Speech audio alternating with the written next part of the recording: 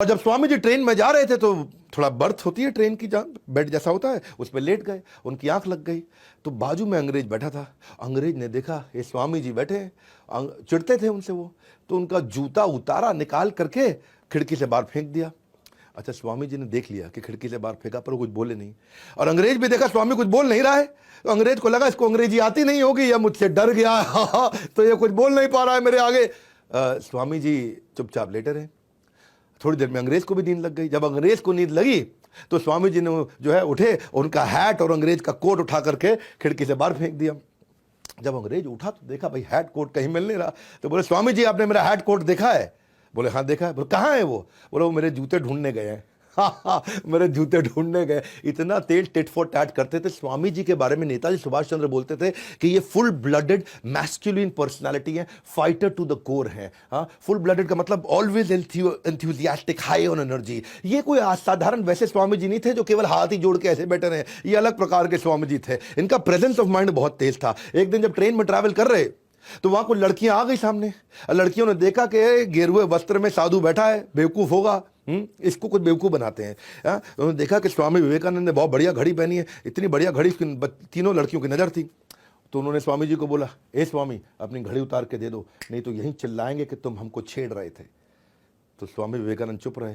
उन्होंने अनसुना कर दिया, ए स्वामी तुमको बोल रहे हैं घड़ी उतार के हमको दे दो। अंग्रेजी में बोला, मैं ऐसे बोल रहा हूं, घड़ी उतार के दे दो, नहीं तो हम यहां शोर मचा देंगे कि तुम हम पे, हमारी इज्जत पे हाथ डाल रहे थे, तुम हमको छेड़ रहे थे। स्वामी जी जो है चुपचाप बैठे रहे। तो जब उन्होंने थोड़ा और आगे जाकर के बोला, स्वामी जी बोले हाँ। तो लड़कियां बोली आप क्या करें, हाँ जी कैसे समझाएं इसको? स्वामी जी बोले हाँ हाँ हाँ। और लड़की अच्छा अच्छा पढ़ लेता है, बोल नहीं पाता, सुन नहीं पाता। उन्होंने लिख के दे दिया कि भैया सुनो, मेरी अपनी घड़ी उतार के दे दो, नहीं तो सबको बता देंगे तो हमको छेड़ रहे हो। स्वामी जी ने जैसे ही पर्चा लिया, जेब में रखा, बोला अब पुलिस को बुला लो, अब संभाल लूंगा। तो बहुत तेज थे वो कि जो लिखे तो मैं ले लिया, घड़ी उतार के दे दो। ये स्वामी जी का जो है ना प्रेजेंस ऑफ माइंड, ये कमाल का था। इनकी फोटोग्राफिक मेमोरी थी। एक दफा इनको समुद्री जहाज से जब अमेरिका में जा रहे थे, तो ये और इनका दोस्त जो कप्तान जहाज चला रहा था, कप्तान से बोले कि भाई साहब आप अखबार नहीं पढ़ रहे हैं तो आपका अखबार हम पढ़ लें थोड़ी देर के लिए।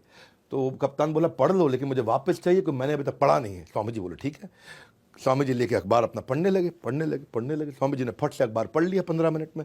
पढ़ने के बाद उनका दोस्त बोला स्वामी जी का कि भाई मैं भी पढ़ लूँ। बोला आप भी पढ़ लो। तो वो भी पढ़ने लगा। वो पढ़ने लगा। समुद्री जहाज में चल रहे थे तो हवा तो बहुत तेज चलती है। अचानक इतनी तेज हवा चली कि अखबार छूट के निकल के समुद्र में गिर गया। अच्छा, कप्तान को आया बहुत गुस्सा, तुमको कहा था पागल स्वामी, तुमने अखबार मेरा उड़ा करके समुद्र में फेंक दिया, मुझको पढ़ना था। स्वामी जी बोले नाराज मत होइए, कोई बात नहीं। क्यों नाराज ना हूं, मेरा अखबार चला गया। नहीं कोई बात नहीं, नाराज मत होइए, जरा कोई कॉपी पेन पड़ा है? तो कॉपी पेन दिया। तो स्वामी जी गए, आधा घंटा कुछ लिखते रहे। यहाँ कप्तान खुंदक खा रहा था, स्वामी जी आधा घंटा कुछ लिखते रहे। कप्तान खुंदक खा रहा था, स्वामी जी लिखते रहे। थोड़ी देर बाद स्वामी जी आए, ये लीजिए पूरा अखबार आपको लिख के दे दिया। स्वामी जी ने एक एक शब्द अखबार का पूरा वर्ड टू वर्ड लिख के दे दिया। उसकी बुद्धि चकरा गई।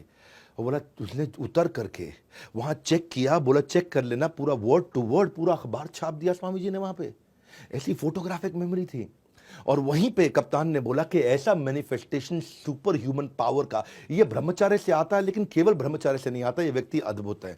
ये कैप्टन थे शिप के, जिन्होंने वैलिडेट किया, जाके न्यूज़पेपर को चेक करने के बाद ये स्टेटमेंट दिया उनके बारे में।